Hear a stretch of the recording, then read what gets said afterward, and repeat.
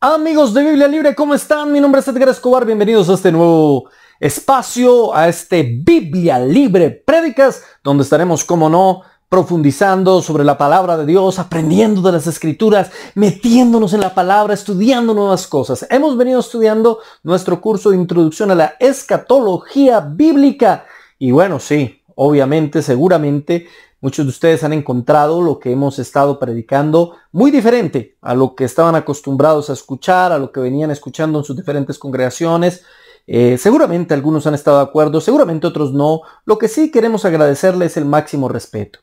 Lo que predicamos aquí no es porque desconozcamos, y lo repito, no es que desconozca otras posturas, es más bien que no las comparto. No las comparto, tengo mis argumentos bíblicos, este es un tema secundario. Ahora, cuando hablo de que es un tema secundario, me refiero a los detalles. Cuando hablamos de temas primarios, tenemos que hablar que la segunda venida de Cristo es un tema primario, que el arrebatamiento es un tema primario, que el estado intermedio es un tema primario. Estamos hablando que la resurrección, que es el tema de hoy, es un tema primario, pero el milenio no, el milenio es un tema secundario. ¿Sí? El milenio no es un tema primario y otros de esos temas que hemos venido trabajando no son temas primarios, así que por ende somos hermanos, nos amamos en Cristo, nos respetamos, aunque no compartamos algunas cosas. Eso debemos tenerlo absolutamente claro, mis hermanos queridos. Así que les agradecería que en los comentarios no hagan comentarios ofensivos o agresivos hacia personas que tienen posturas diferentes, bien sean premilenialistas, postmilenialistas, amilenialistas, no importa. Lo importante es respetarnos y amarnos en el Señor y escuchar. O sea, usted no tiene por qué salir corriendo de Biblia Libre porque hay una posición diferente a la suya. Usted escuche su punto de vista. En la mayor parte de las cosas estará de acuerdo con nosotros. Seguramente si usted es muy bíblico. Y en algunas cosas seguramente no. Y seguimos siendo hermanos, nos seguimos amando y seguimos orando los unos por los otros. Porque es importante entender que todo esto tendremos la revelación completa, más bien la iluminación completa de todo esto, el día en el que suceda. El día en el que todo esto pase, entenderemos muchas cosas que seguramente hasta hoy y hasta ahora no hemos podido entender. Bien, vamos a comenzar saludando a las personas que están aquí conectadas, dándoles gracias por estar con nosotros en el día de hoy, por conectarse. Para mí es un privilegio, es un honor, es una bendición. Ustedes se conecten y escuchen este mensaje. Muchas gracias por eso, de verdad les agradezco. Comencemos orando. ¿Qué tal si comenzamos orando? Cierra sus ojos, inclina su rostro, por favor, y hablemos con el Señor. Amado Señor, Rey, Padre Celestial, bendito, soberano y todopoderoso. Gracias te doy por este momento, por esta bendición de seguir estudiando escatología, principios de la escatología bíblica. Gracias, Señor, porque siento y creo que ha sido una bendición para la mayoría de nosotros y así espero que sea, Señor. Una bendición para la mayoría de nosotros. Danos luz a través de tu palabra y enséñanos, Señor, lo que tienes que enseñarnos. Muéstranos, Señor, háblanos, ilumínanos. Y que todo esto no sirva simplemente para que creamos que sabemos más que los demás o intentemos demostrar nuestro conocimiento superior ante otros conocimientos, sino que esto sirva para la practicidad de nuestra vida. Que esto se haga real, se haga práctico en nuestra vida. Que esto nos ayude a ser mejores cristianos, mejores hombres y mujeres, personas que sepamos adorarte en espíritu y en verdad y que tengamos un espíritu enseñable, Señor. Ayúdanos a entender la verdadera esencia de esta enseñanza, la práctica en la cotidianidad de esta enseñanza. Te lo pido con todo el corazón, Señor, en el nombre del Padre, en el nombre del Hijo y del Espíritu Santo. Gracias, Señor. Amén. Muy bien, mis hermanos queridos, hemos venido estudiando, hagamos un resumen grande. Estamos viendo Apocalipsis capítulo 20, ya vimos antes las señales antes del fin. Ya en Apocalipsis 20 hemos visto la venida del Señor y hemos hablado que el milenio de Apocalipsis 20, según la interpretación nuestra y de otros muchos hermanos, no son 1000 años absolutos, ¿sí? O sea, son literales en el sentido de que es un tiempo extenso que se va a vivir, pero no es un tiempo a futuro de exactamente 1000 años. No es un tiempo a futuro de exactamente 1000 años, es un tiempo tipológico, lo vimos en el contexto, que está rodeado de símbolos. Lo vimos en Pedro, que habla de 1000 años y al mismo tiempo de la segunda venida del Señor. Y también aprendimos, mis hermanos queridos, que ese reino milenial está ya vigente. Estamos hablando de que Cristo ya reina en la primera etapa de su reino. Eso es lo que se conoce como el misterio de su reino. La primera etapa de su reino es el reino inaugurado. Es la etapa de siembra de su reino, en donde todos nosotros participamos sembrando la palabra de Dios. Ya está inaugurado, pero no consumado. La segunda etapa de su reino se llama el reino consumado y es cuando Él regrese y reine y venga con los que están allá reinando en el milenio, allá en los cielos, venga aquí sobre la tierra a ejercer juicio sobre la tierra y reinar sobre la tierra. Entonces, hemos visto Apocalipsis capítulo 20, versos 1 al 4, eso es lo que hemos analizado hasta ahora, Apocalipsis 1 al 4. Y a partir de aquí comenzamos a tocar un tema muy interesante y muy profundo y muy práctico también. Y es el tema de la resurrección. ¿Qué es la resurrección?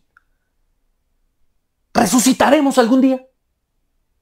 ¿Resucitaremos? ¿Y cómo será esa resurrección?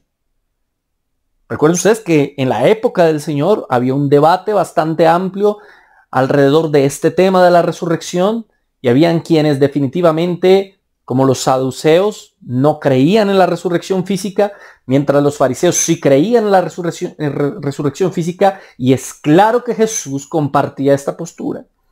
No solamente la compartía, sino que fue las primicias de la resurrección. Pero Apocalipsis 20 también nos lleva a pensar un poquito en eso de la resurrección.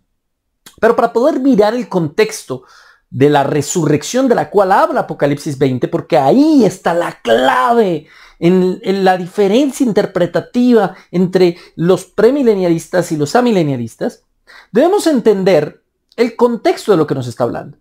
Para los que no han visto las 8 clases anteriores, les invito a que las vean, las examinen, porque muchas veces comienzan aquí a comentar cosas que yo ya he hablado en otras clases, como si fuera, wow, un gran descubrimiento, usted no ha tomado en cuenta esto, no ha tomado en cuenta lo otro, wow, es algo que yo no tomé, yo ya lo hablé en otras clases, pero no vieron el mensaje completo, o lo vieron de a pedazos, o simplemente no lo vieron. Entonces, antes de comentar algo que a mí se me escapó, asegúrese de que se me escapó, vea los otros 8 prédicas, y esté seguro de que se me escapó, antes de comentar algo, ¿sí? Porque eso suele pasar mucho aquí. Comienzan a comentar cosas que supuestamente yo no me di cuenta de eso y lo interpreté mal, cuando eso ya lo hablé hoy en otras prédicas, ya lo hablé anteriormente. Entonces, bien, miremos el contexto. Les hablaba la clase anterior de que esos 1000 años es en los cielos y que estarán los muertos en Cristo. Dice Juan que vio almas y esas almas ya reinaban en tronos con Cristo en el reino inaugurado. ¿Sí? Apocalipsis 3:21 dice, al que venciere le daré que se siente conmigo en mi trono, así como yo he vencido y me he sentado con mi Padre en su trono. Este verso nos muestra claramente que la promesa del Señor para aquellos que mueren en Él y que vencieren, que lograren esa recompensa y ese galardón es que se sienten en tronos. ¿Cuándo? Es la pregunta. La respuesta es, según Apocalipsis 20, ya. Los muertos en Cristo ya están sentados en tronos, reinando juntamente con Cristo. Apocalipsis 3:21, ¿se dan cuenta? Lo que hablábamos también en la clase pasada de cómo hay una recapitulación en Apocalipsis todo el tiempo. Apocalipsis 3:21 ya nos está hablando de eso, ¿sí? Así como yo me he sentado con mi Padre en su trono. ¿Cuándo se sentó Jesús con su Padre en su trono? En el mismo momento de su ascensión a los cielos. Él asciende y se sienta a la diestra de Dios Padre, ¿o no? Ahí está en su trono, ¿o no? ¿No fue eso lo que vio Esteban antes de morir? ¿No vio al Hijo de Dios sentado a la diestra del Padre? ¿No lo vio en su trono? Él es la primicia de todo, incluso de lo que está pasando en los cielos. Y así como Él, que ya está reinando en su trono, todos los que mueren en Cristo ya reinan en su trono. Eso es lo que dice Apocalipsis 3:21. Apocalipsis 14:13.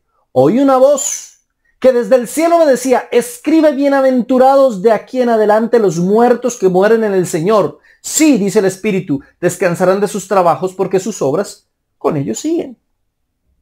De aquí en adelante, bienaventurados los muertos que mueren en el Señor, que mueren con Cristo. Descansarán allí y estarán en sus tronos. Qué cosa preciosa.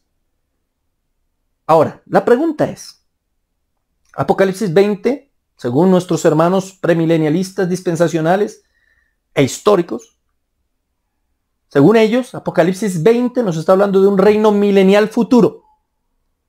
¿Y por qué? Porque ellos creen que esos que están en los tronos, aunque dice la Biblia literalmente que son almas, según ellos se refiere ahí a almas en el sentido completo del ser humano.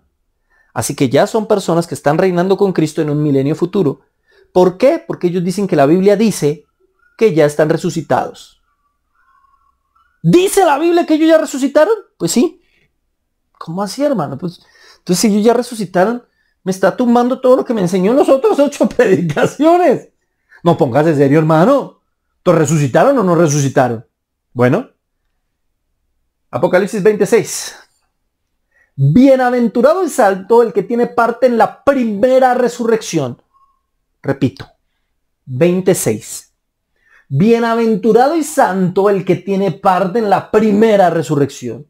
La segunda muerte no tiene potestad sobre estos, sino que serán sacerdotes de Dios y de Cristo y reinarán con él 1000 años. Reinarán con él 1000 años. ¿Quiénes reinarán con él 1000 años? Los que tuvieron parte en la primera resurrección. ¡Ah! Entonces los premilenialistas tienen la razón.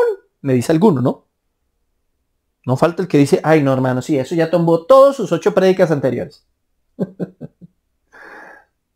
Los premilenialistas tienen la razón. Vea, ahí dice que los que tuvieron parte en la primera resurrección reinarán con él 1000 años. Y está hablando a futuro, los que resucitaron. Claro, la primera resurrección, ¿cuándo es? En el arrebatamiento. Entonces ellos tendrán parte en los 1000 años futuros. ¿Y entonces qué pasa con toda la interpretación que hicimos de los versos 1, 2, 3, 4 y 5? ¿Todo estuvo mal? ¿Interpretamos completamente mal todos los textos? ¿Qué fue lo que pasó ahí, hermanos queridos? Bueno, yo creo que no. Creo que lo interpretamos bien. El problema está en cómo interpretamos esto. ¿Cómo interpretamos que los que ya tuvieron parte en la primera resurrección reinarán con Cristo 1000 años? ¿Cómo? Bien.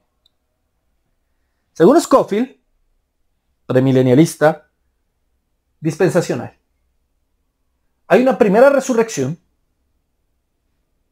que es en el arrebatamiento. Luego viene el milenio, 1000 años. Y luego hay una segunda resurrección después del milenio. Porque si hay una primera resurrección, dice él, pues tiene que haber una segunda resurrección.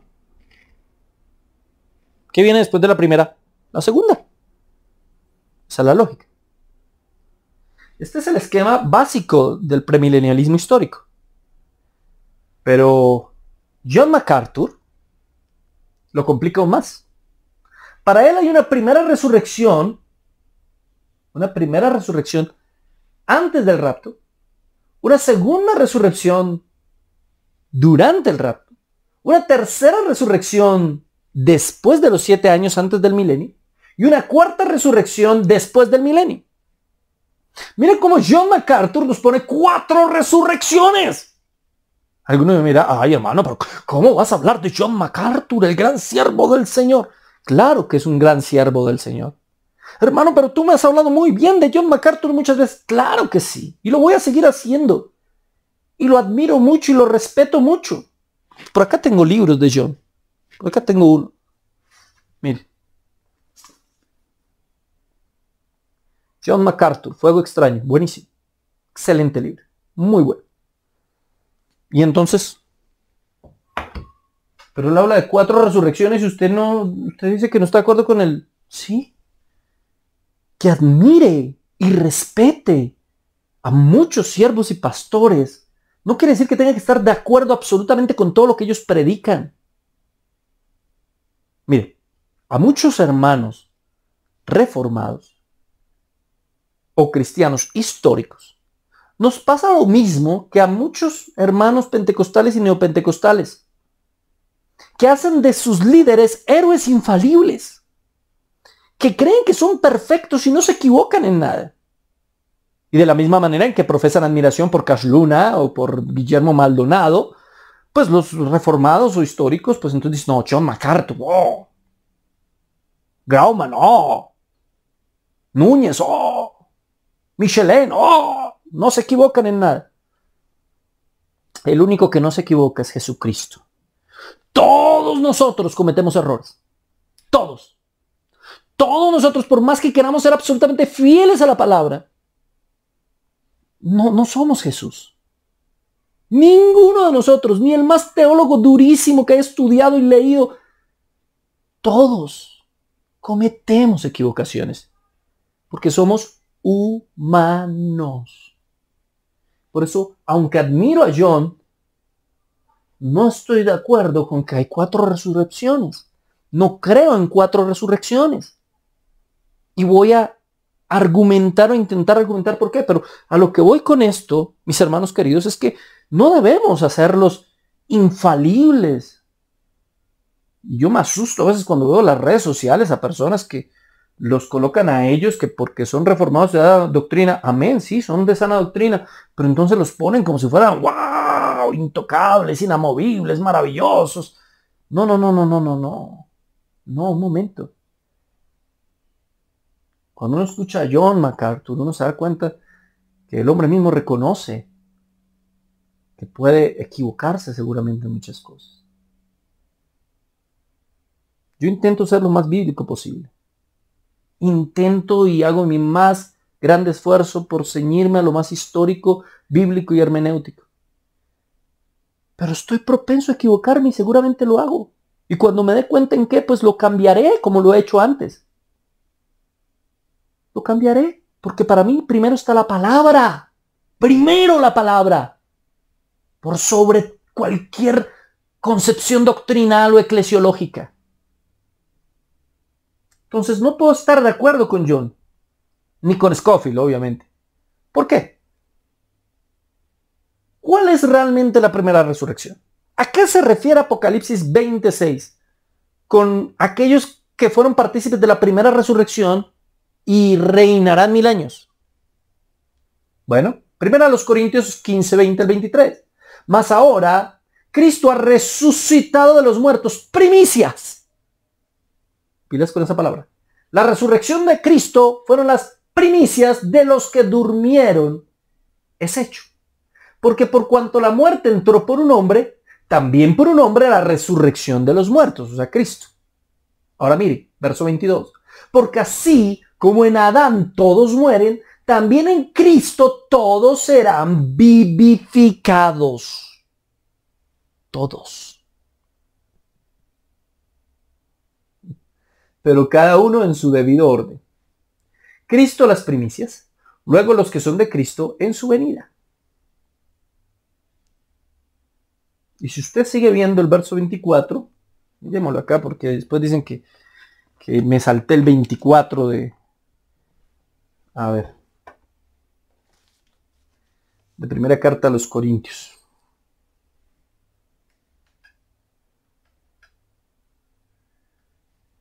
Primera carta a los Corintios, en el capítulo 15, verso 23.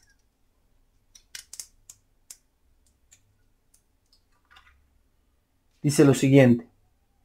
Pero cada uno en su debido orden. Cristo las primicias, después los que son de Cristo en su venida. Verso 24. Después el fin.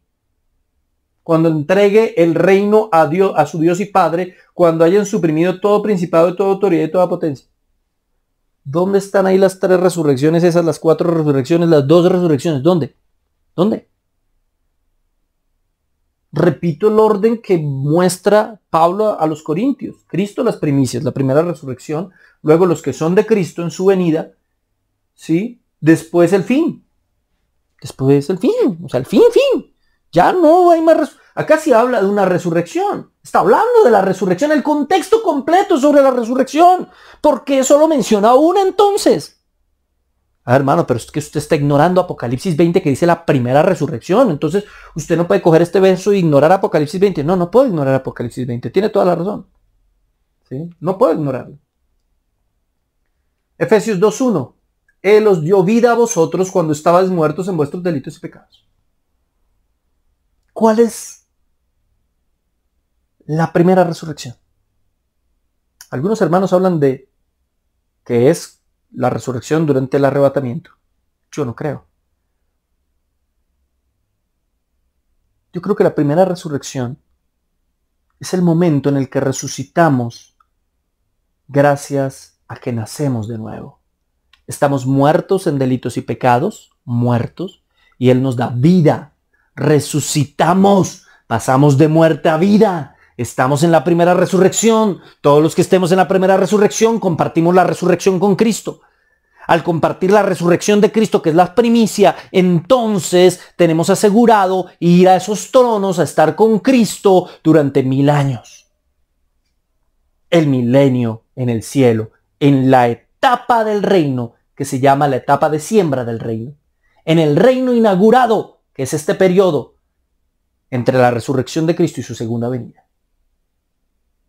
¿Me entiende? ¿Entiende un poquitico? Eso es la resurrección. No está hablando de una próxima resurrección, pero usted me dice, ¿cómo? ¿Ahora me está hablando de una resurrección espiritual? Bueno, sí. Ya le voy a explicar por qué. Es una resurrección espiritual. ¿Sí? Él nos resucitó por medio de su resurrección. Gracias a que Él resucitó, nosotros resucitamos espiritualmente y después resucitaremos físicamente.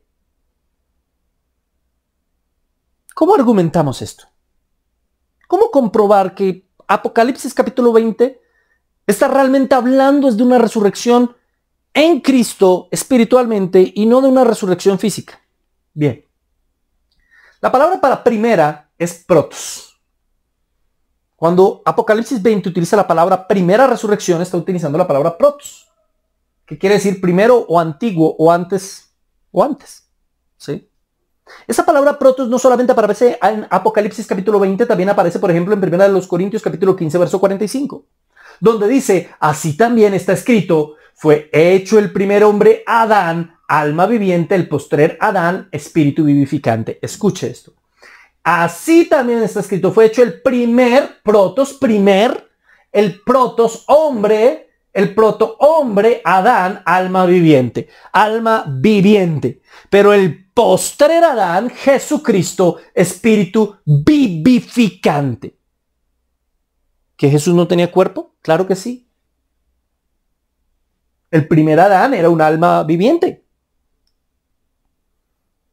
Pero el segundo Adán daba vida espiritual, espíritu vivificante. Nos hace nacer de nuevo, nos resucita, porque estamos muertos en delitos y pecados. Ahora, note que la característica entre el primer Adán y el postrer Adán es completamente contraria y opuesta. Entre Adán y Cristo hay una contraparte, hay una diferencia absolutamente clara. El primer Adán es absolutamente diferente al segundo Adán. La naturaleza del primer Adán, es completamente diferente a la naturaleza del postrer Adán, Cristo. Porque ese protos no nos indica que el primero sea igual al segundo. Lo que nos indica es absolutamente lo contrario, que el primero es contrario al segundo. En el griego, ese protos nos indica algo que va antes de otra cosa, sí, pero que esa otra cosa es completamente contraria a la primera. El primer Adán es completamente contrario al segundo Adán. ¿Me entiende? Completamente diferente. Por eso la primera resurrección es completamente contraria a la segunda resurrección. No son de la misma naturaleza. Son contrarias. ¿No me cree? Sigámoslo argumentando. Hebreos 8, 6-7. Pero ahora, tanto mejor misterio es el suyo, cuanto es mediador de un mejor pacto establecido sobre mejores promesas. Porque si aquel primero, protos, ¿primer qué? Pacto, hubiera sido sin defecto, ciertamente no se hubiera procurado lugar para el segundo. Aquí también tenemos la misma imagen. Lo mismo que en Apocalipsis 20, lo mismo que en Corintios. ¿Sí? Algo primero y algo segundo. El protos y lo que viene después. Aquí está hablando del primer pacto, el pacto de la ley. Y el segundo, la gracia. ¿Se dan cuenta cómo el primero tiene una naturaleza completamente diferente al segundo? ¿O es que el pacto de la gracia y el pacto de la ley son iguales? Son completamente distintos. Completamente distintos. El primero nos muestra el pecado. El segundo nos redime del mismo. Entonces mire cómo se utiliza exactamente el mismo esquema. El primero es contrario al segundo. Protos es algo provisional, pasajero. Hebreos 19. Y diciendo luego, he aquí que vengo, oh Dios, para hacer tu voluntad. Quítalo protos para establecer esto último. Quítalo primero para establecer otra cosa completamente diferente. Bajo el concepto de el griego, lo primero es contrario a lo segundo, no de la misma naturaleza, como lo entendemos nosotros. Y si creemos que la segunda resurrección es exactamente igual a la primera, o sea que la primera resurrección es una resurrección física y la segunda también, estamos contradiciendo lo que la palabra griega enseña y lo que la palabra en sí en toda su dinámica está enseñando. Otro, Apocalipsis 21:1, vi un cielo nuevo y una tierra nueva, porque el primer protos, cielo y primera tierra pasaron y el mar ya no existía más. Cielo nuevo y tierra nueva absolutamente distintos al cielo viejo y la antigua tierra. Son distintos, hasta el mar ya no existía más, dice ahí. ¿Se da cuenta? Esa nueva es otra completamente diferente. Entonces, Apocalipsis 21:8.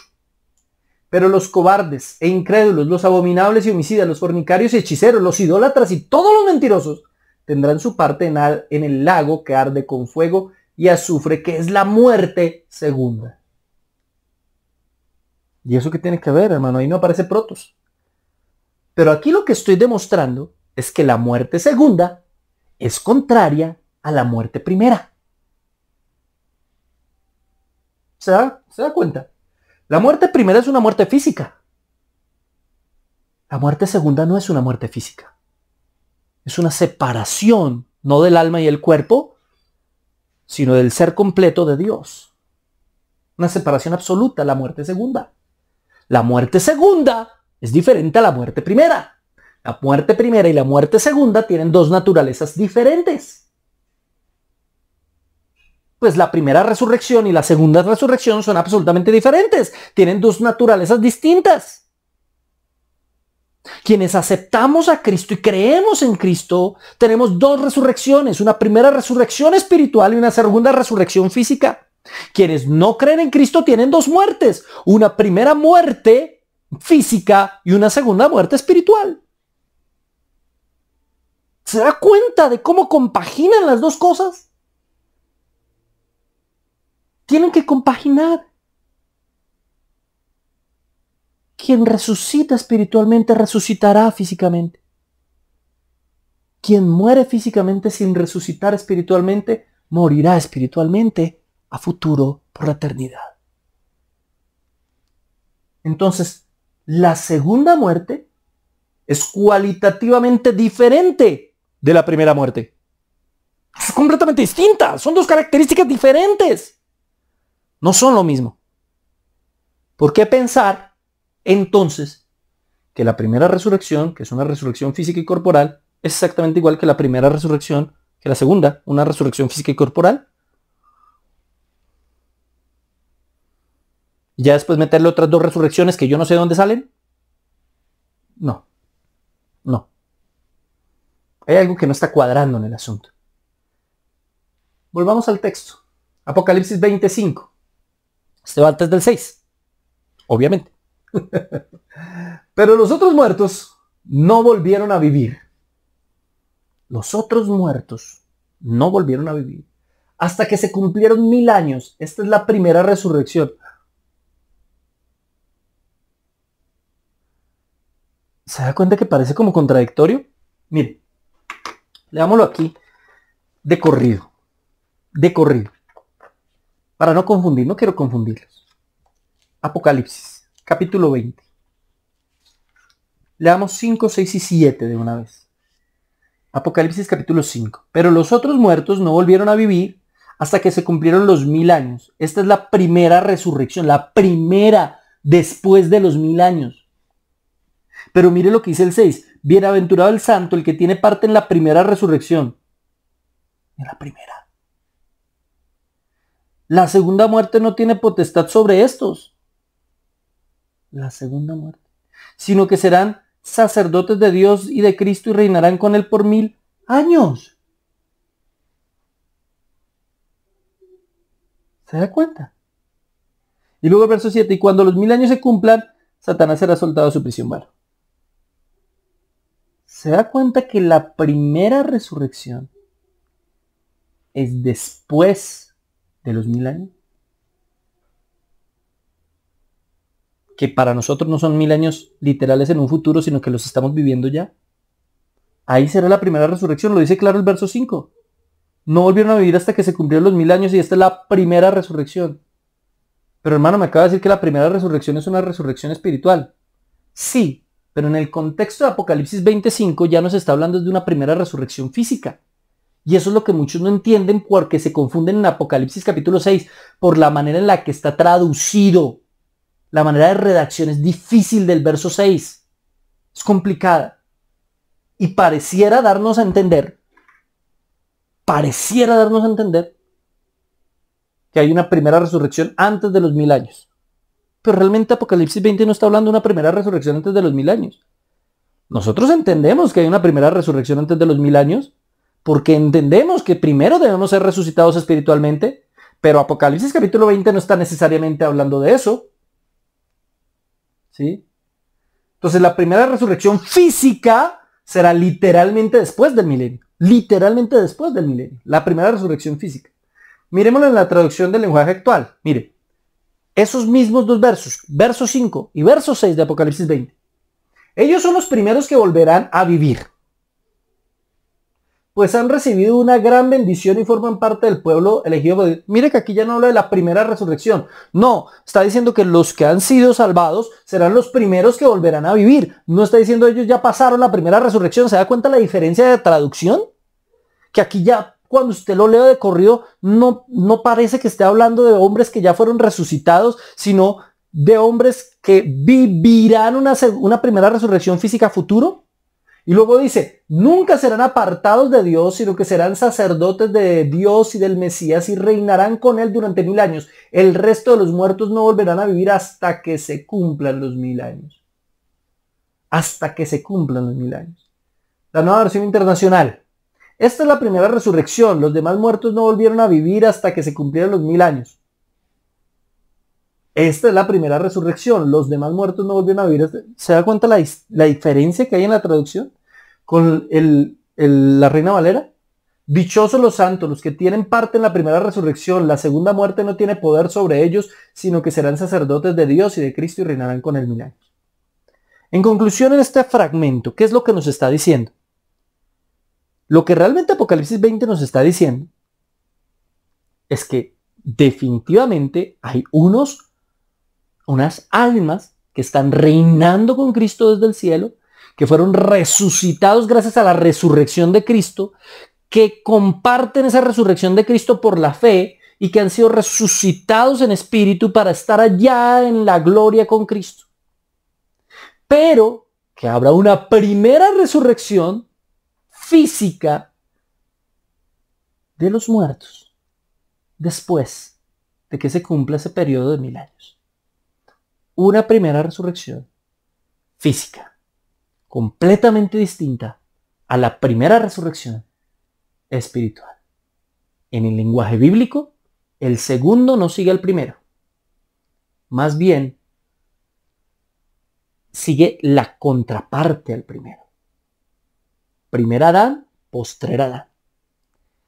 Cielo antiguo, cielo nuevo. Tierra antigua, tierra nueva.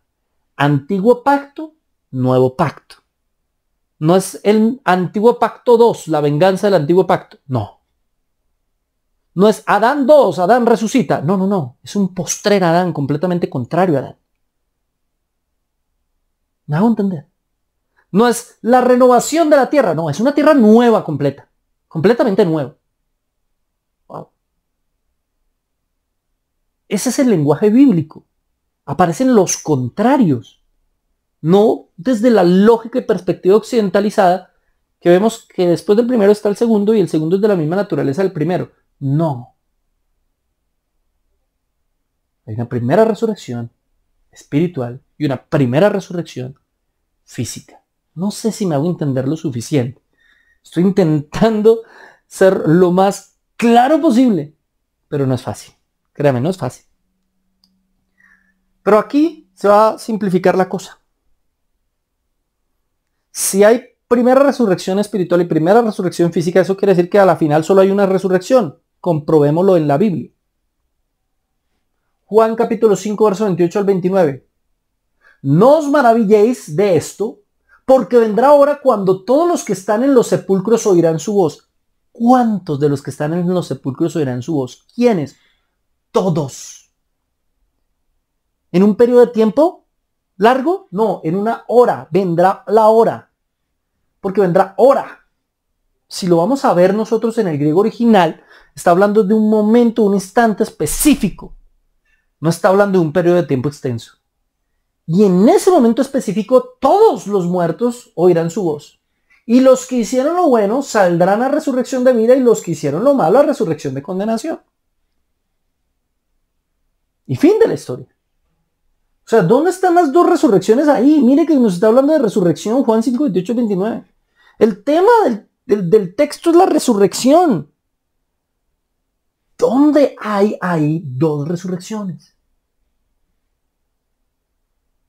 Algunos me dicen, no, sí, vea, acá abajo, la resurrección de vida y la resurrección para condenación. Sí, pero ambas se hicieron en la hora. Vendrá hora cuando los que están en los sepulcros, cuando todos los que están en los sepulcros oirán su voz. Todos. Y resucitan. Solo que unos resucitan para vida y otros para muerte. Unos para vida y otros para condenación. ¿Se da cuenta? Sigamos. Habrá una sola resurrección. Hechos 24:15. Hechos 24:15. Teniendo esperanza en Dios, la cual ellos también abrigan, de que ha de haber resurrección. Mire que esto es muy interesante. En el griego original, esta palabra, ha de haber resurrección, es una palabra claramente singular. No hay ningún indicativo de que sea plural, es decir, no dice en ningún sentido habrán resurrecciones. Siempre nos habla en singular de resurrección. Ha de haber resurrección de los muertos. Así de justos como de injustos. Está hablando de una sola resurrección de todo el mundo. De todo. De los justos y de los injustos. Todos vamos a resucitar. No hay excepción. Parece haber una excepción en Daniel. Daniel 12:2. Muchos de los que duermen en el polvo de la tierra serán despertados. ¿Por qué parece? Porque dice muchos. Y debería decir todos, como en Juan. Pero aquí dice muchos de los que duermen en el polvo de la tierra serán despertados. ¿Qué quiere decir? Bueno, lo importante en el texto no está tanto en el muchos, sino está en lo que viene después. Porque sean muchos o sean todos, que básicamente son todos, lo que pasa es que ese muchos hace más una referencia a que no todo el mundo va a morir. Ahora dice, unos para vida eterna y otros para vergüenza y confusión perpetua. Ahí es donde está la clave. Que los que resucitan, resucitan unos para vida y otros para condenación. Entonces vamos al mismo caso. No nos habla de dos resurrecciones, sino de una sola. De una sola resurrección. Definitivamente, no hay evidencia bíblica de dos resurrecciones. Ya les expliqué Apocalipsis 20. Y entonces alguno dice, pero ¿por qué la escritura dice en Tesalonicenses que los muertos en Cristo resucitarán primero? Ya vamos a eso. Tranquilo, no se afán. Ya voy a explicar primero de qué. Ya vamos a explicar eso. Entonces, algunos me pueden decir, ¿no hay muchas profecías en la Biblia que pasan en varios eventos? O sea, por ejemplo, aquí en esos 3 versos, hermano, que usted nos acaba de mostrar, pareciera ser una profecía, porque obviamente está a futuro, ¿sí o no? La resurrección. Pero puede haber una distancia de tiempo entre la resurrección de los santos y la resurrección de los impíos, ¿o no?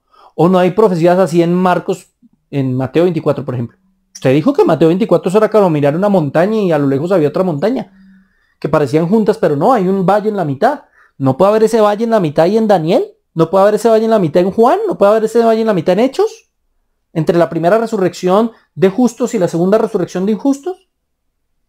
¡Wow! En Daniel también pasa, ¿o no? Daniel capítulo 11, hay un bache entre una profecía y otra. Tremendo argumento, ¿sí?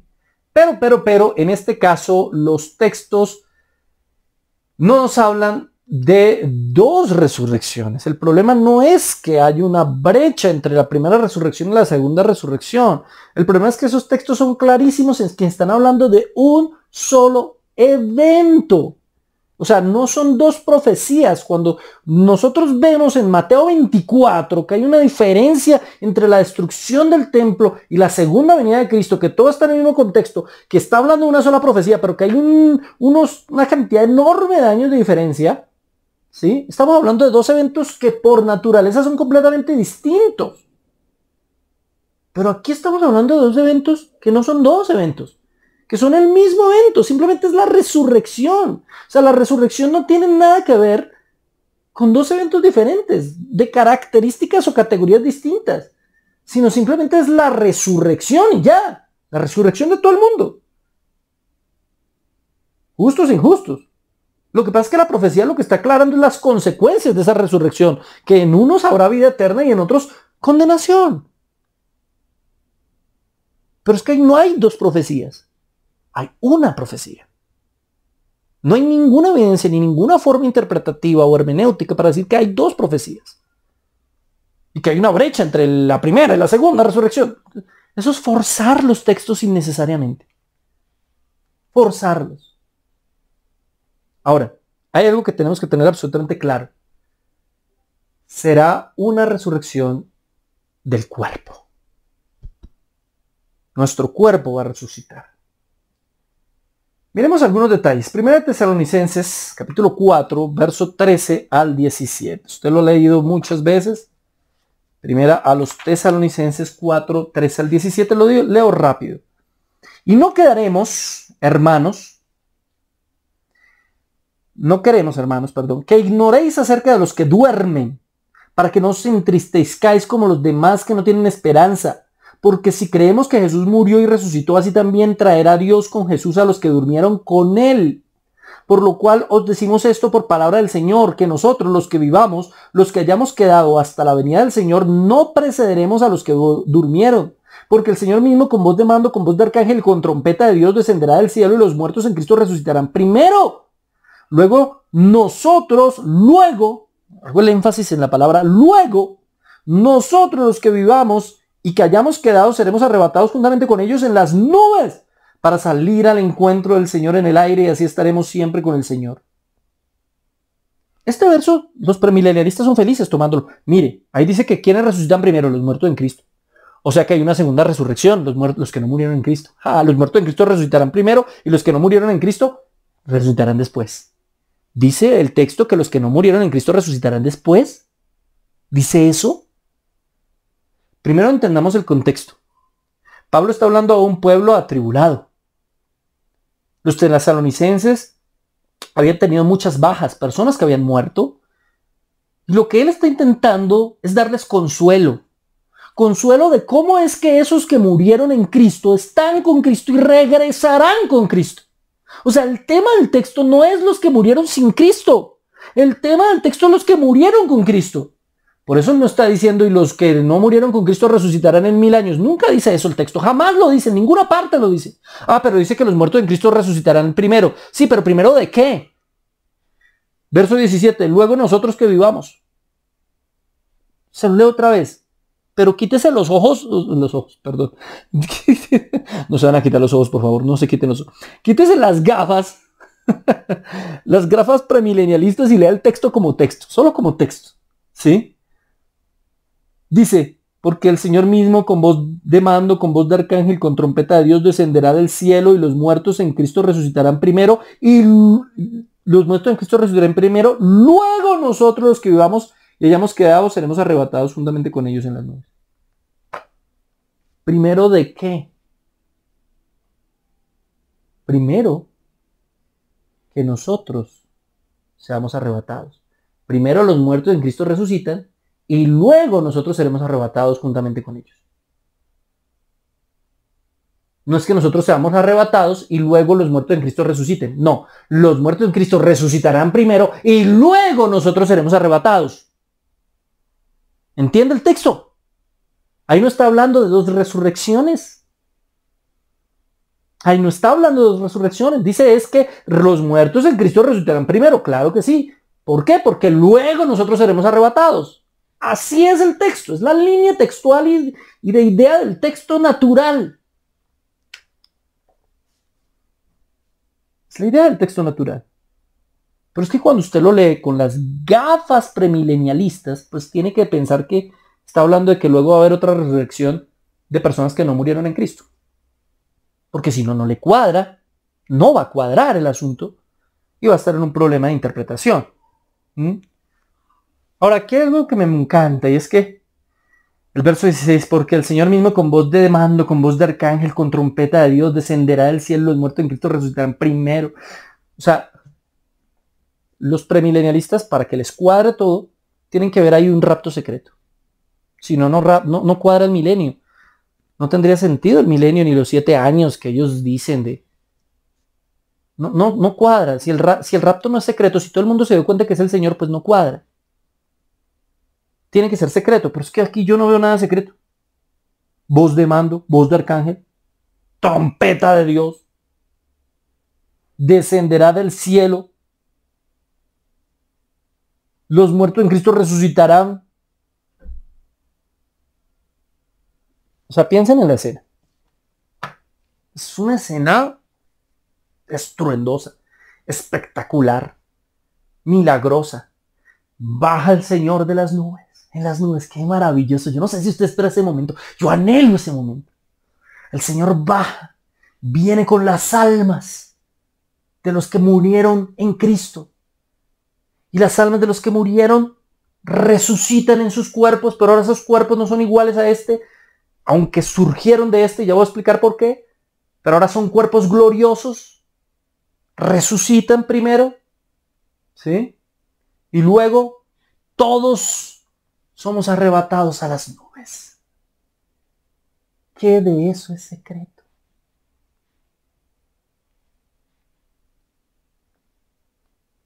Yo no veo ahí un rapto secreto. Qué pena. Si veo una cantidad de muertos que resucitan, ¿qué puede ser secreto en eso? Si veo unas personas que están siendo arrebatadas a las nubes, ¿qué de secreto? Perdón. Hace un tiempo vi una película donde el rapto era que las personas se desaparecían. Si en este planeta, en un momento dado, millones de personas al mismo tiempo en todo el mundo se desaparecen, los que queden, en su gran mayoría, van a saber, o por lo menos van a creer, que eso fue el rapto de Cristo. Sería una minoría muy pequeña los que creyeran que no fue el rapto, que creyeran que fue extraterrestre. Eso es absurdo. O sea, esa doctrina del rapto secreto es tan famosa y tan popular, que evidentemente al pasar un fenómeno tan increíble como ese, pues la mayoría diría, no, es el rapto. O sea, obvio. Es que hasta en los Simpsons lo vimos, dirían. Hasta lo vimos en los Simpsons. Y no porque los Simpsons sean profetas, eso es una tontería, maduremos por favor. Es porque es un concepto muy popular y en los Estados Unidos y en todo el mundo, muy popular. Lo ha hecho popular la serie de libros dejados atrás, lo ha hecho popular la televisión y el cine en múltiples oportunidades. Así que si llegara a pasar ese rapto secreto, que sé que no pasará o creo que no pasará, todo el mundo sabría que es el rapto secreto. Así que de secreto no tendría nada. No tendría nada. Ahora, el rapto secreto tiene un problema grandísimo. Y es que implica una segunda y una tercera venida de Cristo. Una segunda venida en las nubes, donde se recoja su iglesia y se va a disque a las bodas del Cordero. Y una tercera venida en gloria para poner sus pies sobre el monte de los olivos y partirlo en dos, etc. Y alguno me dirá, no, no, es solamente una segunda venida, porque la primera fue en las nubes, no pisó tierra, entonces no vino. No, hombre, póngase serio. ¿No, en serio? ¿En serio piensa que si Jesús viene en las nubes no es una segunda venida? ¿Es que las nubes no son parte del planeta o qué? ¿Que porque no pisa tierra entonces no está en la tierra? Entonces si yo hago así salí de la tierra, si yo salto ya no estoy en el planeta. ¿Usted sabía que las nubes a la final no están tan lejos de la tierra? Es decir, cuando vemos la atmósfera completa, las nubes no están tan arriba, hay muchas más capas arriba, hasta llegar a la estratosfera, la exósfera, etc. Estamos hablando de que si Jesús llega a las nubes, o en las nubes, ya llegó, ya volvió. Y el asunto es que se devuelve según los premilenialistas. Y después vuelve y vuelve. O sea, tercera venida. ¿Dónde la Biblia nos habla de una tercera venida? ¿Dónde? ¿Dónde? Es que no nos habla la Biblia de una tercera venida. Solo nos habla de una segunda venida. Y aquí, en Tesalonicenses, veo eso. Su segunda venida. En gloria y majestad. Pablo no menciona a los que resucitaron sin Cristo porque el orden de ideas de él es primero para traer consuelo a los tesalonicenses y segundo para mostrar que y para hablar del arrebatamiento. Ahora, Jesús fue arrebatado y fue primicias del arrebatamiento. ¿Recuerda usted? Cuando Jesús resucite, después de un tiempo predicando y sus discípulos lo vieron, que subió al cielo en cuerpo y alma.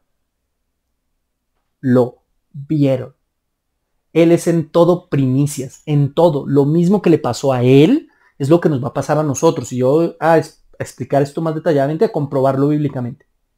Entonces, si lo mismo que le pasó a Cristo nos pasará a nosotros, cuando llegue el arrebatamiento, los que no sean arrebatados nos van a ver. Nos van a ver. ¿Qué de secreto tiene eso? Por eso los ángeles les dicen que miran, varones, que miran ustedes. Así como lo vieron irse, lo van a ver volver. Lo vieron subir, lo van a ver bajar. Lo vieron subir. Es primicia del arrebatamiento. Cuando venga el arrebatamiento, los que no sean arrebatados nos van a ver siendo arrebatados. ¿O no es primicia Cristo? Ya voy a comprobarlo. Para los que todavía no me creen. Además, esto me trae más consuelo. Es decir, yo amo y respeto a mis hermanos premilenialistas. Respeto y admiro. Ya mostré el libro de John MacArthur y a otros premilenialistas. Los respeto mucho. Creo que son hermanos en Cristo. Les amo en Cristo. Hermanos, les amo en Cristo. No me insulten ahí en la red. No me digan cosas feas. ¿Para qué? Simplemente opinamos distinto y ya. Yo los amo en Cristo y oro por ustedes y los considero hermanos. Y algún día todos sabremos la verdad cuando todas estas cosas acontezcan. Pero yo me pregunto, todos esos diagramas que hacen llenos de rayas y que parecen un entramado de cables extraño, ¿para qué? ¿Para qué? Cristo venir en las nubes, irse a la boda, que todo eso es ejemplo de las bodas judías, cómo se realizaban. Yo conozco esas argumentaciones, pero no me parecen plausibles.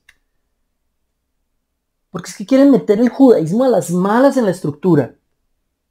Una estructura que ya no depende del Israel étnico, sino del Israel espiritual. Y luego 1000 años aquí, después de los 1000 años soltar a Satanás, y luego entonces otra resurrección. Y ¿para qué? O sea, vea toda la Biblia, piénsela sistémicamente y póngale un poquito de sentido común. Y Dios, ¿qué necesidad tiene de hacer todo eso? Es que complican mucho más de lo que deberían el apocalipsis y los eventos de los últimos tiempos. Simplemente estamos esperando su segunda venida. Estamos esperando ser arrebatados en las nubes para encontrarnos con Él y venir aquí inmediatamente. Estamos esperando resucitar. Los muertos en Cristo resucitarán primero, luego nosotros subiremos al cielo junto con ellos. Y al mismo tiempo que resucitaron los muertos en Cristo, resucitarán los muertos que no están en Cristo. Pero ellos no subirán, no ascenderán, nos verán a nosotros subir. Y luego viene aquí el juicio. Punto. Fin. Luego tierra nueva, cielo nuevo y se acabó el asunto. ¿Por qué complicamos tanto la cosa? Bueno, es voluntad misma del Señor. que esto no sea algo tan fácil de entender. Entonces, en 1 Tesalonicenses 4, 13 al 17, resucitarán primero, de nuevo aparece la palabra protos. Ese primero no nos está hablando de que sea lo mismo, no está hablando de una resurrección, no está hablando de los que vamos a ser arrebatados. Y no creo nada que tenga que ver con resurrección secreta. Primera a los Corintios 15:50. Primera a los Corintios, capítulo 15, verso 50. Mira lo que dice, al 53, para complementar todo esto. Dice la palabra de Dios de la siguiente manera. Dice, pero esto digo, hermanos, que la carne y la sangre no pueden heredar el reino de Dios, ni la corrupción heredará la incorrupción. Y aquí os digo un misterio, no todos dormiremos, pero todos seremos transformados. No todos nos vamos a morir, pero todos sí vamos a ser transformados. En un instante, en un abrir y cerrar de ojos, a la final trompeta. No, que esa es la trompeta de la fiesta del no sé qué. No. No, pues está hablando a los corintios, que son griegos y no entenderían ninguna de esas costumbres judías. Bueno, había judíos también, obviamente, ahí. Pero no era algo que estuviese siendo hablado para ese grupo de personas. Pablo era para el judío, para el griego. ¿Qué está hablando? En un contexto más griego que judío. Así que, ¿qué sentido tendría hablar de la final trompeta hablando de las trompetas de Israel? Porque no, esta no es la final trompeta de la que habla Apocalipsis. No, estas son las trompetas de Israel. No, esta es la final trompeta que habla del Apocalipsis. No demos más vueltas al asunto, definitivamente. No creo que tenga argumento para eso. Y dice, todos seremos transformados en un instante, en un abrir y cerrar de ojos, a la final trompeta, porque se tocará la trompeta y los muertos serán resucitados incorruptibles y nosotros transformados. Mire cómo complementa lo que estaba diciendo en Tesalonicenses. Ellos serán resucitados ya incorruptibles, con un cuerpo incorruptible. Y nosotros seremos transformados este cuerpo corruptible a uno incorruptible. ¿Se da cuenta? El texto hace un énfasis en los cristianos nuevamente. No está hablando de los no cristianos. Está hablando del proceso que viviremos en Cristo Jesús. Los que conocemos a Cristo. Y 2 los Corintios, capítulo 5, verso 1 al 4. Mire lo que dice. Dice, porque sabemos que si nuestra morada terrestre, este tabernáculo se deshace, tenemos de Dios un edificio, una casa no hecha con manos eternas en los cielos, porque también gemimos en esta morada, deseando ser revestidos de aquella nuestra habitación celestial. Si es que somos hallados vestidos y no desnudos, porque asimismo los que estamos en este tabernáculo gemimos con pesadumbre, por cuanto no queremos ser desnudados, sino revestidos, para que lo mortal sea absorbido por la vida. Un cuerpo glorioso. Cuando resucitemos, ese cuerpo resucitado será un cuerpo diferente. La Biblia dice que en el cielo no puede haber carne y sangre, ¿cierto? ¿Y por qué Elías subió en un torbellino al cielo sin morir? ¿Por qué Enoc subió sin morir? Porque Cristo, habiendo resucitado en cuerpo, subió sin morir. Bueno, había muerto, pero resucitó y subió con su cuerpo. ¿Por qué? Si la Biblia dice que en el cielo no puede haber carne y sangre, porque no está hablando de carne y sangre literalmente, está hablando de esta carne y sangre. Está hablando de esta naturaleza corrompida, pecaminosa. Esto no puede estar en ese reino. Por eso los que están allá están en alma. Pero Cristo sí podía ir en alma y cuerpo. ¿Por qué? Porque era absolutamente santo. Absolutamente restaurado. Cuerpo glorioso. Ese cuerpo lo tendremos nosotros. Ese cuerpo incorruptible. Que sí podrá comunicarse entre el cielo y la tierra. Un cuerpo incorruptible. Dice la Escritura. Glorioso. Diferente. El ejemplo de esto es la resurrección de Cristo. ¿Cómo vamos a resucitar? ¿Cómo será nuestro cuerpo cuando resucitemos? Pues tenemos que ver a Cristo. ¿Sí? Tenemos que ver el ejemplo de Cristo. Lucas 24:39. Mirad mis manos, dice el Señor, y mis pies, que yo mismo soy. Palpad y ved, Porque un espíritu no tiene carne ni huesos, como veis que yo tengo.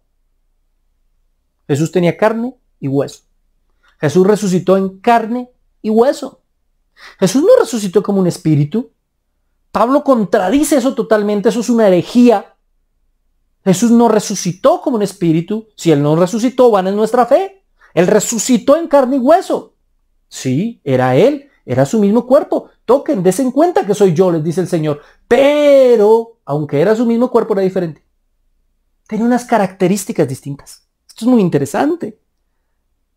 Ustedes encontrarán una escena donde están los discípulos, las ventanas cerradas, las puertas cerradas y ellos allí, y de repente el Señor aparece y pasa a vosotros. Pasa, ¿de dónde salió? ¿Cómo entró?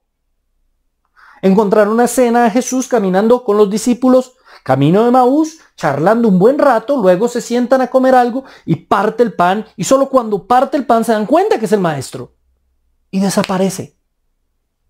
Eso no lo hace un cuerpo como este. Era un cuerpo diferente. Sin embargo, era un cuerpo que seguía siendo un cuerpo. Usted verá la escena en Juan cuando están pescando, no habían pescado nada toda la noche, escuchan una voz en la playa, lanzan la red al otro lado, la lanzan, sacan una cantidad de pescados, se dan cuenta que Pedro se da cuenta que es el maestro, se viste y se echa al agua para llegar primero, extraño, pero así lo hace, llega ya y el Señor estaba asando ya unos peces. Comía, gloria al Señor, comía. En ese cuerpo glorioso que vivirá por la eternidad, comeremos. Comeremos. Qué maravilloso. Pero no comeremos carne. No, porque en ese momento, en ese futuro, dice la Escritura que no habrá más ferocidad. Así que no comeremos la deliciosa carne de res, ni de marrano, ni de gallina, ni de nada. Pero sí, frutas, verduras, legumbres y otras cosas. No habrá ferocidad, pero sí comidita. ¡Qué chévere! ¿Cómo será ese cuerpo? No lo comprendemos todavía bien. Pero hay algo que sí tenemos claro. Filipenses 3:21. El cual transformará el cuerpo de la humillación nuestra para que sea semejante al cuerpo de la gloria suya, por el poder con el cual puede también sujetar a sí mismo todas las cosas. Mire que ese cuerpo glorioso nuestro va a ser semejante al cuerpo glorioso de Cristo. Del primer Adán heredamos este cuerpo pecaminoso, caído y corrompido. Del postrer Adán heredaremos un cuerpo glorioso, glorificado, con unas características diferentes y que nos permitirán vivir de una forma completamente diferente entre el cielo nuevo y la tierra nueva. Algo completamente distinto. Qué maravilloso. Cuando uno mira Corintios, sobre todo, y también Tesalonicenses, se da cuenta que el propósito de Pablo era ese, traer paz, consolación, esperanza. Este cuerpo es frágil. Se engorda fácil. Se enferma fácil. Tal vez has estado muy enfermo y has tenido dificultades de salud muy graves. Pero hay un cuerpo glorioso que te espera. Un cuerpo maravilloso que el Señor está preparando, esa morada celestial. Ahorita gimes, como decía Pablo ahí, gimes en este cuerpo, te duele, sufres, tienes angustia, tu cuerpo no está absolutamente sano, tú no estás absolutamente bien, sientes el dolor, los médicos no te atienden, tal vez tu enfermedad no tiene solución en este mundo, pero déjame decirte que si tú crees en Cristo, en el momento en el que Él vuelva, te resucitará y te dará un cuerpo glorioso, perfecto, que no se deteriorará. No se dañará, ya no sé ni cómo decirlo. No habrá corrupción en ese cuerpo. Será un cuerpo maravilloso. Ay, que me duele mi rodillita, ya no puedo caminar. Ay, ya jamás volveré a caminar como antes. Sí, lo vas a hacer cuando el Señor te dé ese cuerpo glorioso. Es que yo ya me duele la espalda, ya no puedo correr, ni hacer deporte, ni jugar fútbol como cuando era joven. Lo volverás a hacer cuando el Señor te dé ese cuerpo glorioso. Y ni imaginarme qué tipo de encuentros deportivos tendremos. Serán maravillosos. Estoy especulando. La Biblia no dice nada de eso, pero será maravilloso tener un cuerpo glorioso como el que Cristo tuvo. Él fue la primicia en todo, en el arrebatamiento, en la resurrección, en el cuerpo glorioso, en todo. primogénito de la creación. Así que si tú estás enfermo, en angustia, tienes esperanza hoy, porque crees en Cristo. Crees en Cristo. Primera a los Corintios 15, 35 al 38. Pero dirá alguno, ¿cómo resucitarán los muertos? ¿Con qué cuerpo vendrán? Necio, lo que tú siembras no se vivifica, sino muera antes. Y lo que siembras no es el cuerpo que ha de salir, sino el grano desnudo. Esto que se va a morir y que va a estar ahí enterrado es el grano desnudo. Ya sea de trigo o de otro grano, pero Dios le da el cuerpo como Él quiso y a cada semilla su propio cuerpo. A cada semilla su propio cuerpo. Esto es una semilla que tendrá que enterrarse figurativamente para salir un cuerpo nuevo. Un cuerpo glorioso. Ahora alguno me dirá, por eso es que no hay que cremar. Porque si cremamos a los cadáveres, entonces cremamos a los cadáveres. ¿Y cómo va a reconstruir Dios nuestro cuerpo si a la final es este también? Este es el... No, hombre. En primer lugar, los que murieron en Cristo hace miles de años ya son polvo, literal polvo. Del polvo los volverá a hacer. Del polvo los volverá a construir. Los que fueron incinerados, de la ceniza los volverá a hacer. Él no tiene problema, Él es Dios. Hay algunas sectas que no dejan que les amputen una pierna o un brazo, que porque entonces en la resurrección, ¿cómo van a estar amputados? No, hombre, ¿qué tipo de Dios tienen? Dios es poderoso, maravilloso y puede hacer lo que sea. ¿Cómo no va a reconstruirnos completamente del polvo? A los que murieron hace miles de años los va a reconstruir del polvo, a nosotros también. Y alguno dice, no, es que no cremamos porque es que cremar a alguien es como tratarlo como basura y el cuerpo es el templo del Espíritu Santo. ¿Cómo lo vamos a tratar como basura? Pues, hermano, en mi país la basura la enterramos. Tratar como basura en mi país es enterrarlo. No es muy ecológico, pero eso hacemos. No. La dignidad del cuerpo y darle dignidad al templo del Espíritu Santo es en vida. Después esto es simplemente una semilla. ¿Qué quiere decir eso? ¿Que tenemos que enterrarlos? No, lo que quiere decir es que de aquí surgirá, después de esto que somos, surgirá lo que seremos realmente. Nuestra forma final. Nuestro último estado corporal, que será eterno y maravilloso. Es el mismo cuerpo, pero transformado. Primera de los Corintios 15, 44. Se siembra cuerpo animal, resucitará cuerpo espiritual. Hay cuerpo animal y hay cuerpo espiritual. ¿Pero qué quiere decir cuerpo espiritual? ¿Cómo así? Eso es una contradicción. No es cuerpo, es espíritu. Mi hermano, cuando dice cuerpo espiritual se refiere a un cuerpo que será guiado por el Espíritu Santo. Que no habrá pecado, que todo lo que hace lo hace espiritualmente. Pablo usa esa misma forma de hablar en Romanos cuando habla de los que viven en la carne y los que viven en el espíritu. No quiere decir que vivan como espíritus, sino que el Espíritu Santo los guía. Cuando habla de cuerpo animal y cuerpo espiritual está hablando de lo mismo, de que ese cuerpo glorioso que tendremos a futuro no va a pecar. No va a pecar, ¿no le parece maravilloso? Aquí en la tierra sufrimos, luchamos, peleamos contra el pecado, pero a futuro no habrá más pecado. No vamos a pecar porque será un cuerpo espiritual. Algunos toman eso y lo interpretan más mal, ignorando todos los otros textos que hemos analizado hoy y diciendo que es que ese será un cuerpo espiritual, literalmente como un espíritu en cuerpo. No, eso es una contradicción. Y lo toma mucho del platonismo y de esa combinación que hizo Agustín de Hipona con Platón, mezclando y cometiendo ahí errores garrafales. No. Este cuerpo material, pecaminoso y caído será transformado por un cuerpo que será absolutamente guiado por el Espíritu Santo de Dios. Un cuerpo que tomará decisiones espirituales, que no pecará más. Glorioso día donde ya no tengamos que luchar contra el pecado porque Cristo lo venció por nosotros y nos dio su cuerpo espiritual. Nos guía con el Espíritu Santo. El cuerpo espiritual hace referencia entonces a un cuerpo guiado por el Espíritu Santo. Entonces, para terminar, perdóname que me alargué mucho, los injustos resucitarán también físicamente. Su cuerpo no será glorioso, pero tampoco morirán físicamente, pues habrán pasado por el juicio del trono de Dios. Ojo con esto. La muerte segunda no es una muerte física. Ya lo dije desde el principio. Es diferente a la muerte primera. Son distintas. Pero ellos habrán resucitado físicamente, pero su cuerpo no será un cuerpo glorioso. Sin embargo, aunque no sea un cuerpo glorioso, sí será un cuerpo inmortal. Entonces lo que se condenan en el infierno son las almas, son los cuerpos. Pues hermanos, lo que yo veo en la Biblia es que resucitan los impíos también. ¿Y para qué resucitan? ¿Para que se vuelvan a morir y las almas se vayan para el infierno? Solo vivirán para siempre, pero en castigo. No será un cuerpo glorificado, pero sí un cuerpo que vivirá para siempre en castigo.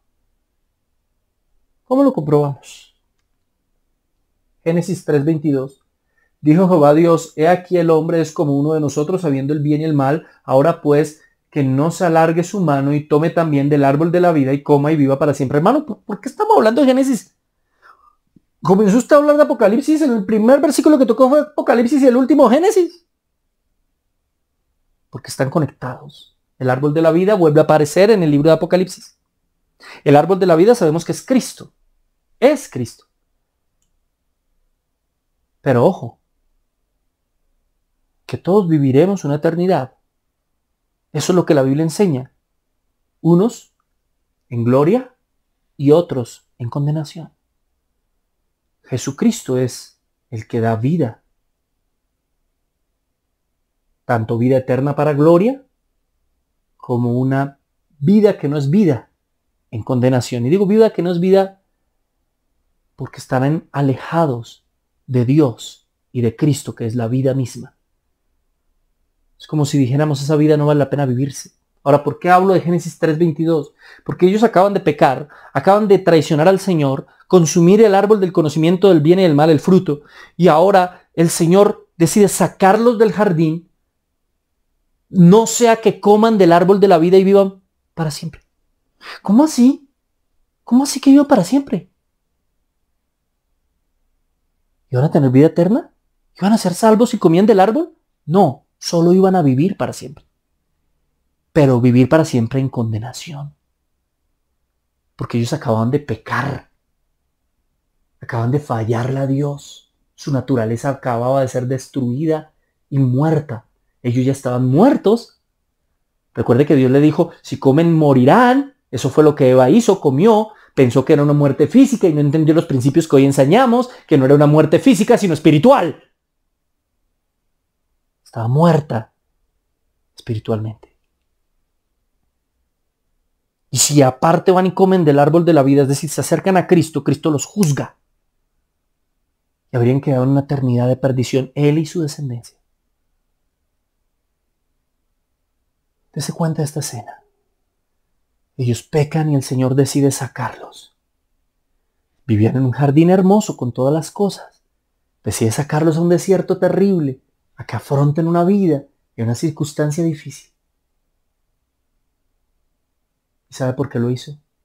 Por misericordia. Porque si los deja en el jardín pudieran haber comido del árbol de la vida, que les hubiera dejado vivir para siempre, pero en condenación. Ahora los saca del jardín para darle la oportunidad de ser redimidos. Los sacó del jardín por misericordia. ¿Me entiende? Esa es la condición de los que resuciten sin Cristo. Vivirán para siempre, pero en condenación. Esa es la vida que no es vida.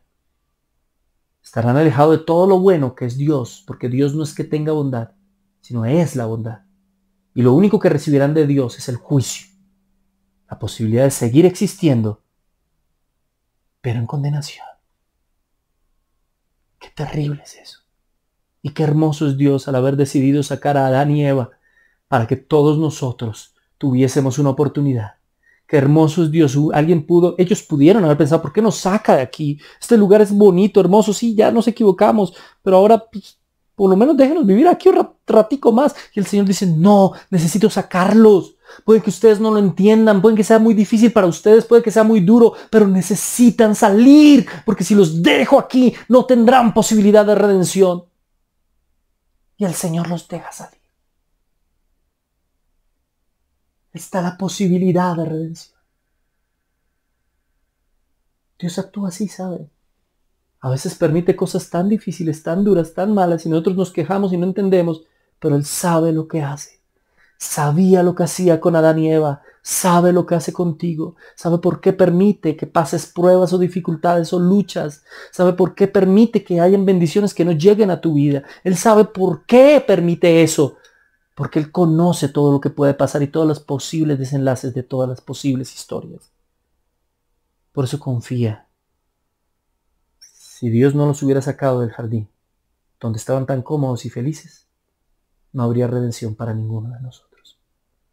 Dele gloria a Dios de que los haya sacado del jardín a sufrir al desierto. Dele gloria a Dios de que te saque al desierto. Vamos a orar. Vamos a darle gracias a Dios. Amado Señor, Rey de Reyes, yo te doy muchas gracias por la prédica del día de hoy. Te pido por favor que haya quedado absolutamente claro lo que será la resurrección de los muertos. Te pido, Señor, que nos hayas hecho entender a plenitud esta parte escatológica tan importante. Tanto el hecho, Señor, del estado intermedio por donde comenzamos, y es el estado intermedio en gloria en los cielos para aquellos que creen, o en condenación en el Hades para aquellos que no creyeron. Pero también que nos permita, Señor, entender la maravillosa parousia, tu regreso, Señor, aquí a la tierra en gloria, que no será para nada secreto, que todo ojo te verá, que toda rodilla se doblará, que toda lengua confesará que tú eres Dios, y no son 2 o 3 o 4 venidas más. No, es una segunda venida. Lo que el Señor tú mismo nos enseñaste, Padre, lo que tú dejaste en tu escritura, como bien lo dice la palabra, así como lo vieron irse, lo verán venir, y asimismo los que estén aquí nos verán a nosotros, o resucitar, o ser transformados y ascender al cielo a encontrarnos contigo para recibirte como Rey y venir aquí a la tierra a reinar, Señor, juntamente contigo, ya en la segunda etapa de tu reino, el reino consumado, en la etapa de cosecha del reino, donde tú separes el trigo de la cizaña definitivamente, y tú vengas aquí, Señor, a establecer un cielo nuevo y una tierra nueva, la nueva unidad entre el cielo y la tierra. Y ahí tendremos ese cuerpo transformado, sin enfermedad, sin dolor, sin más angustias, ni físicas ni morales, porque el pecado ya no tendrá más poder, porque nosotros ya no pecaremos más, ni querremos hacerlo, ni siquiera seremos tentados. Todos tus enemigos serían destruidos y estarán completamente acabados y echados en el lago de fuego, y no tendrán poder ni potestad contra nosotros. Viviremos en una tranquilidad no solo física, sino moral, absoluta, en unidad con nuestros hermanos, pero sobre todo contigo, en una eternidad de alegría, satisfacción y plenitud. Gracias por eso, mi amado Señor, en el nombre del Padre, del Hijo y del Espíritu Santo. Amén. Qué gloriosa, ¿verdad? Qué gloriosa palabra. Gracias por su paciencia, por haber esperado todo este tiempo. Me demoré mucho. Intenté hacerlo lo más corto posible. Le pido el favor que le dé a la campanita en este canal, y también no olvide nuestro canal Biblia Libre. Por favor, vaya a nuestro canal principal Biblia Libre y comparta también esos videos por todas sus redes, y déle a la campanita para que se acuerde de todos los videos. Aquí tenemos un botón que es unirse. En ese botón unirse usted le da, y eso le manda un material extra, una cantidad de materiales extras. Sí, tiene una pequeña cuota que nos sirve para cubrir algo de los gastos que esto produce. ¿Usted cree que esto no produce gastos? Esto produce gastos también. Hacer estas prédicas, sacar el tiempo, hacer el trabajo de edición, hacer el trabajo de distribución, hacer el trabajo de investigación, todo esto requiere tiempo. Y pedirle a los hermanos, mandar misioneros, a darle una ofrenda a algún hermano que está predicando, todo eso son gastos, hermano. Y cuando usted le da el botón unirse, son $2 en algunos países, en otros países menos de $2. Eso para nosotros es muy significativo y nos ayuda a ejercer mejor este ministerio. Para otros seguramente no falta el que diga, claro, se está enriqueciendo. Dios santo. Dios tenga misericordia de usted que dice eso, del que dice eso, porque definitivamente nadie se enriquece con eso. Y lo último que nos interesa ni nos importa es enriquecernos. Lo único que queremos es predicar la palabra de Dios. Y ya somos ricos, tenemos la riqueza más grande. Cristo en nuestro corazón y la salvación y la vida eterna segura para nosotros. Gracias por habernos acompañado y síganos. La próxima semana seguimos con este tema de la escatología y hablaremos del juicio. Dios los bendiga, Dios los guarde y sigan en Biblia Libre.